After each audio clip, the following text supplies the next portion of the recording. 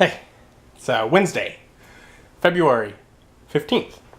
Got off work, and I got an email from the Movie Pass thing today. They're like, hey, congratulations on getting your card. We'll start your bill tomorrow. So I'm like, oh, I did. Cool, let's go. And I stopped by my mom's on my drive home, but out of my way, checking out, it's not there.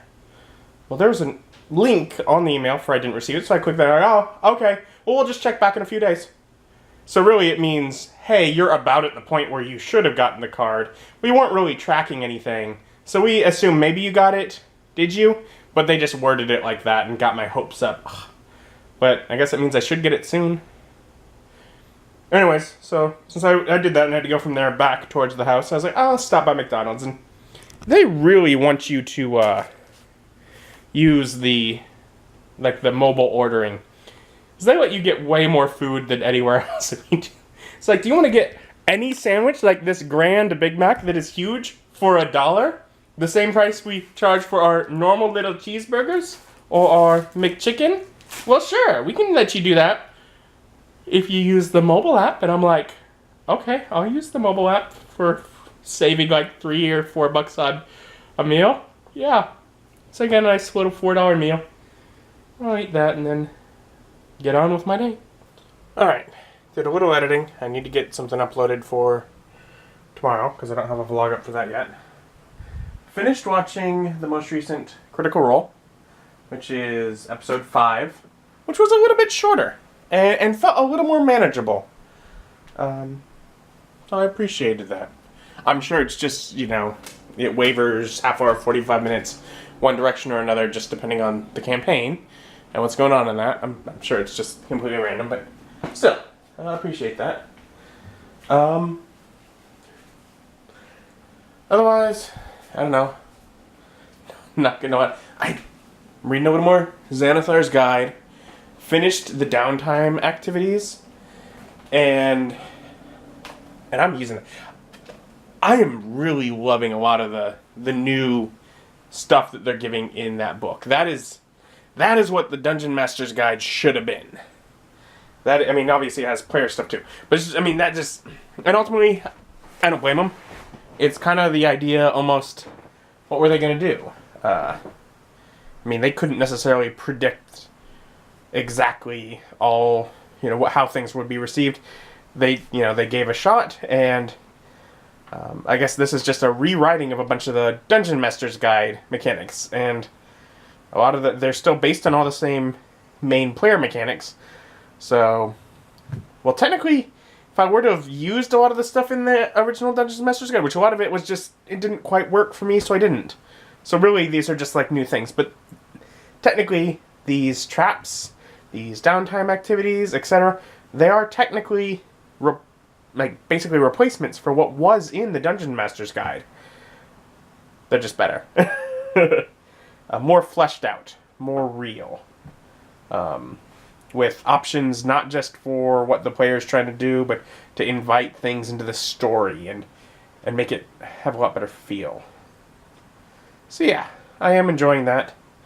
The next little section will be magic item related, so I'm hoping to at least get that started tonight as well.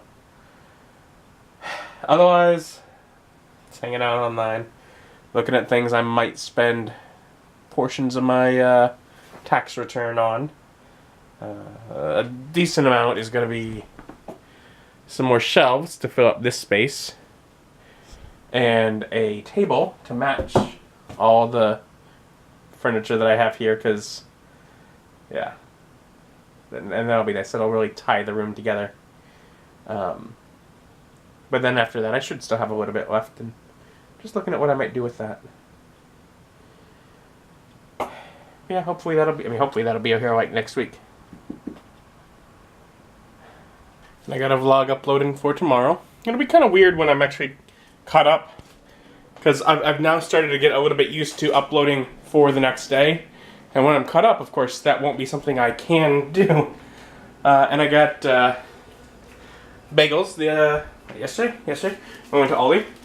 Blueberry bagels, because if you're going to get bagels, might as well get blueberry bagels. I got those in the toaster. My toaster has a little button on it. Right there. That is like a bagel setting button. I don't know what it actually does. but theoretically it makes it cook bagels better. And of course it is very difficult to reach because with how my toaster is set up and how short the cord is and such, all the controls face the wall. It's stupid. That's what it is. But oh well. So I'm gonna cook up a bagel and have that to eat. There we go. We got some bagels and alright. The toaster bagel setting, I don't know what it's supposed to do, but it left the bottom kind of burnt and the top kind of raw. And after having my bagel, I sat down and read through not just some of the magic item section, but all of it, which isn't particularly long, but it's good. A bunch of funny, just sort of common magic items you can add to your game. Basically, items that don't really adjust power, but give you something interesting.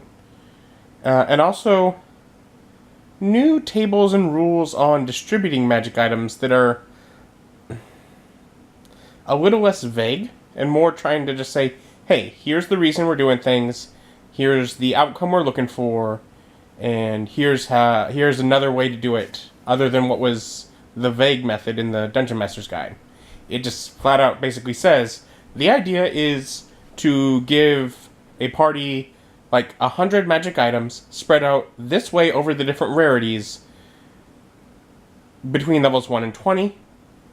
And here are just tables. If you just want to assign them as you go, which I love, because I like that idea. It's almost saying, here's a good distribution level for magic items. And I'm like, yeah, I want to try using that.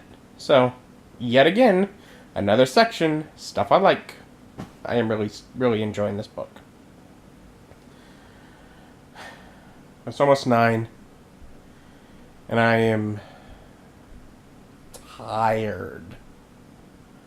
So I'm going to bed. Thanks for joining. See you next time. Oh, yeah, next time's good time. Today's Thursday. Tomorrow's Friday. Tomorrow starts the weekend. That's a good day. See you Friday. Bye.